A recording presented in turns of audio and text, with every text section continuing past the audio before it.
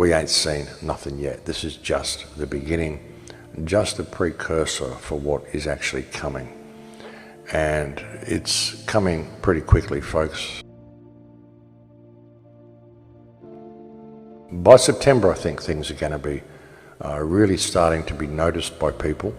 And that's only about 6 weeks away, so that's an interesting thing.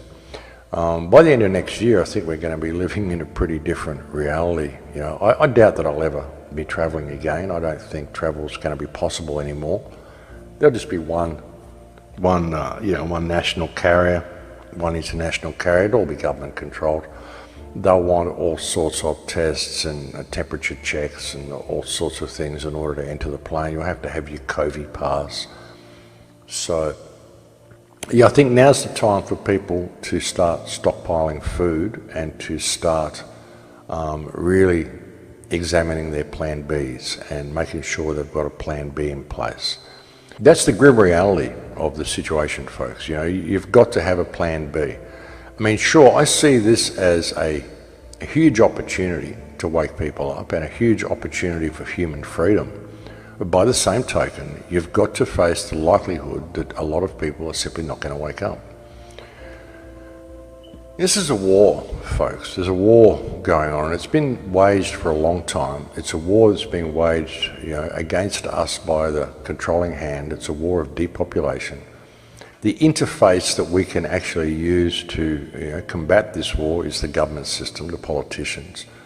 They're only able to get away with it through our fear of them and our fear of what they write on paper and call law, and we just go along with this stuff. Crazy. It's important to see how society has been set up for this fall. I mean, I actually called this back in 2008 when I said, World War III has already started. It's a war of depopulation, and we're being set up for a massive cull by the codependency, the interdependency between nations, the way the supply chains have been set up, and the way people have been packed into major cities. We're being set up for a cull.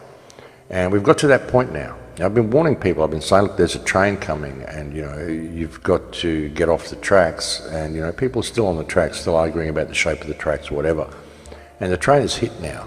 So either we seize this opportunity to become free, or we face the reality that a lot of people simply aren't going to do it, which is why you need to have a plan B. There's been a lot of people talk about this transformation ritual, this occult ritual that this whole thing really is.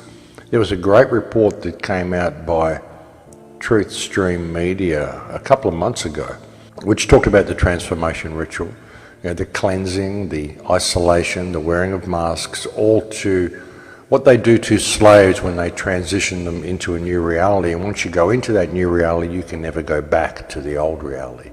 That's what they're doing, folks. That's what they want to do with this whole push for the vaccines as well. And think about the vaccines, folks. There's no way you could develop a vaccine this quickly. It takes years to develop vaccines. And I don't think any of them work anyway. All of them are just full of this ridiculously toxic stuff.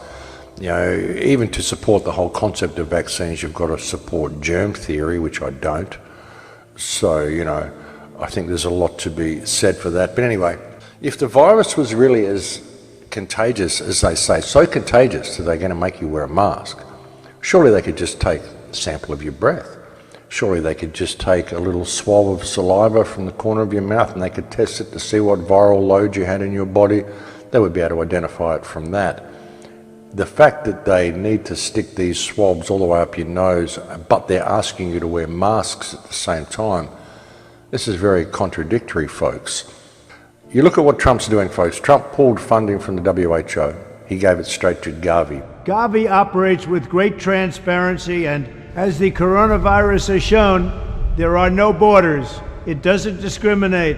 It's mean, it's nasty, but we're going to all take care of it together. Gavi, Bill Gates Gavi. We needed to find the resources to get countries to adopt the vaccine so that every child would be protected. And he's also now saying that the vaccine is well on the way and they've got the army there, the military is ready to be deployed to roll this vaccine out to the American people. That's right, folks. Trump is talking about deploying the military to push the vaccine. Getting a vaccine remains a top priority. 2 vaccine candidates are entering the final stage of clinical trials this month.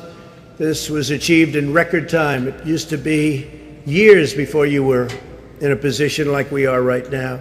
4 other vaccines will enter final trials in the following weeks, and we're mass producing all of the top candidates so that the first approved vaccine will be available immediately.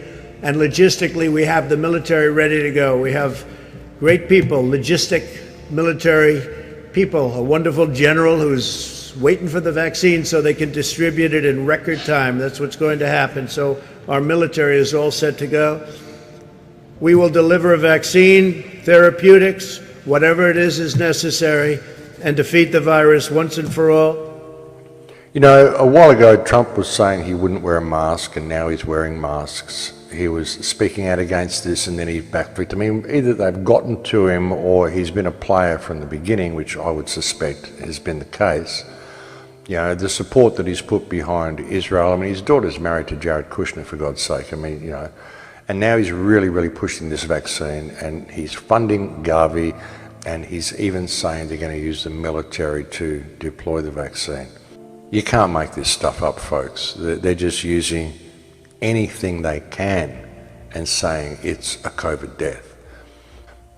Even if you really want to look and get, you know, biblical about it and look at end times prophecies, it even says in the Bible that families will be torn apart, friendships will be torn apart, whole social structures will be torn apart during the end times. And ignorance is a choice these days, folks. I mean, really, if people are not aware of the information out there and they're not aware of what's going on, really it's their choice. You know, you've done your best, we've all done our best, and as important as it is to continue to attempt to wake people up, it's also important to look after yourself and to get yourself to high ground and to have a plan B in place. You know, if you have to leave your family, if you have to leave your friends behind, you know, be prepared to do that. Because if it comes down to the wire, I mean, that's what it's going to take. The sleeping masses will lead the rest of the people into the slaughter pit simply by matter of course. And we can sit there and pull at their hands and tug at their sleeves all we like, but eventually we'll just get dragged in there with it if we don't have a plan B. And just be ready to bug out if the situation arises.